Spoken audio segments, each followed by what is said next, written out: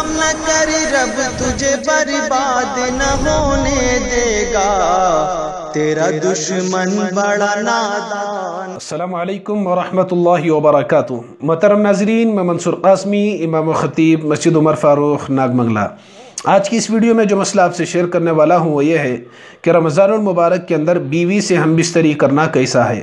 دیکھیے، اس مسئلے کی وضاحت کرنے سے پہلے یہ بات بتا دینا مناسب سمجھتا ہوں، جب اس قسم کے مسائل کی بات آتی ہے تو نوجوان اور کچھ لوگ سوال کرتے ہوئے ہچکچاہٹ محسوس کرتے ہیں، شرماتے ہیں، جو کہ بالکل بھی مناسب نہیں ہے۔ دیکھیے، دینی معاملات میں، شریعت کے احکامات میں اور اس قسم کے مسائل میں شرم محسوس بالکل بھی نہیں کرنا چاہیے، کھل کر مسئلہ معلوم کر لینا چاہیے۔ بعض مرتبہ لوگ خود سے فیصلہ لینا شروع کر لیتے ہیں، جو بالکل نامناسب ہے، غلط ہے۔ اللہ تعالیٰ قرآن مجید کے اندر ارشاد فرماتے ہیں، ان اللہ لا یستحی من الحق، اللہ تعالیٰ حق بات بیان کرتے ہوئے نہیں شرماتے۔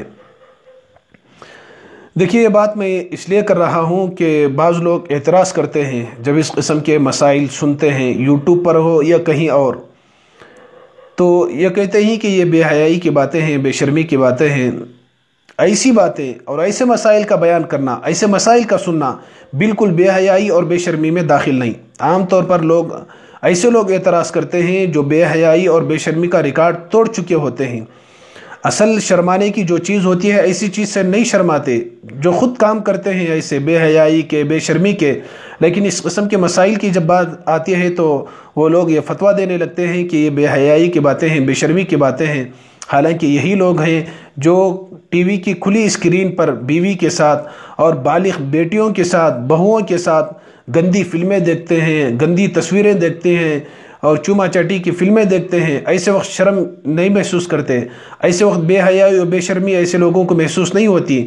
اور ایسے لوگ جو اعتراض کرتے ہیں، جو ٹک ٹاک پر اپنی بیٹی کے ویڈیوز اپلوڈ کرتے ہیں اور اپنی بیٹی کو بے حیائی اور بے شرمی کے ساتھ بغیر برقعے کے بازار کی زینت بنا رہے ہوتے ہیں، ایسے وقت میں ان کو شرم یاد نہیں آتی اور حیا یاد نہیں آتی۔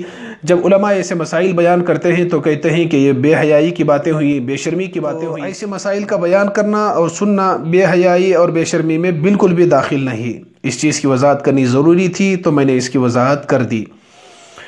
اب اصل مسئلے کی طرف آتا ہوں۔ دیکھیے، اسلام نے جہاں ہمیں روزہ رکھنے کا حکم دیا، وہیں پر اس کے فضائل، اس کے مسائل اور اس کے تمام احکامات تفصیل کے ساتھ بیان کر دیے۔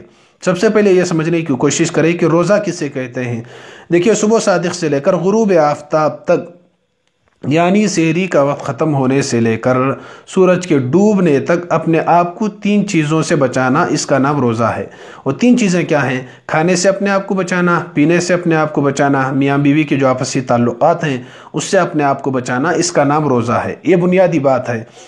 اس کے علاوہ لمبی تفصیل ہے کہ کن کن چیزوں سے روزہ ٹوٹ جاتا ہے اور کن چیزوں سے روزہ مکروہ ہوتا ہے اور کن کاموں کے کرنے کی وجہ سے روزے کے ثواب میں کمی آ جاتی ہے، وہ ایک الگ تفصیل ہے۔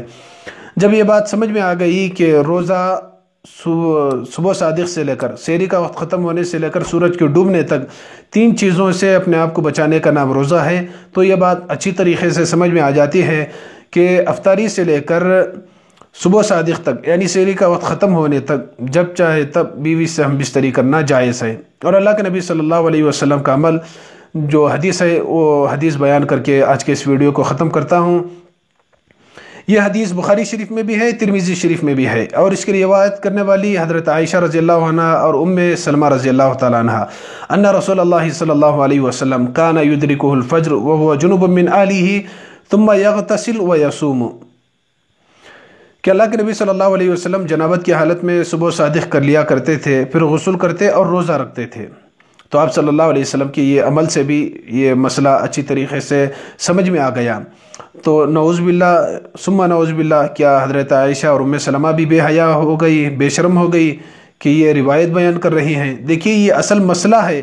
جب یہ مسئلہ اور اللہ کے نبی صلی اللہ علیہ وسلم کا یہ عمل ہمارے سامنے نہ ہوتا اور حضرت عائشہ اور ام سلمہ یہ حدیث بیان نہ کرتیں اور اس قسم کے احادیث بیان نہ کرتیں، تو امت کے سامنے جو نئے نئے مسائل اور اس قسم کے مسائل کی نوبت آتی تو امت کس طریقے سے عمل کرتی، کس طریقے سے مسئلے کو حل کرنے کی کوشش کرتی. جب تک یہ مسائل ہمارے سامنے نہ ہوتے اس وقت تک ہماری اس میں رہبری نہ ہوتی تھی. تو اس لیے اللہ کے نبی صلی اللہ علیہ وسلم کے ان احادیث کے ذریعے سے اور ان اعمال کے ذریعے سے امت کو رہبری ملتی ہے اور صحیح مسئلہ کیا ہے وہ معلوم کرنے میں مدد ملتی ہے. تو اس سے یہ بات بھی معلوم ہو گئی کہ اگر کوئی ناپاکی کی حالت میں سحری کر لیتا ہے تو آسانی سے کر سکتا ہے، کوئی حرج نہیں ہے. اس کے بعد صبح صادق کے بعد بھی اور اذان ہونے کے بعد بھی ناپاکی کا غسل کر سکتا ہے. بہرحال سحری نہیں چھوڑنی چاہیے، سحری کر لینا چاہیے، بعد میں بھی غسل کر سکتا ہے. اگر آپ چینل پر نئے ہیں چینل کو سبسکرائب کر لیں اور دوسروں کو بھی شیئر کریں تاکہ مسئلہ آسانی کے ساتھ معلوم ہو جائے. السلام علیکم ورحمۃ اللہ وبرکاتہ.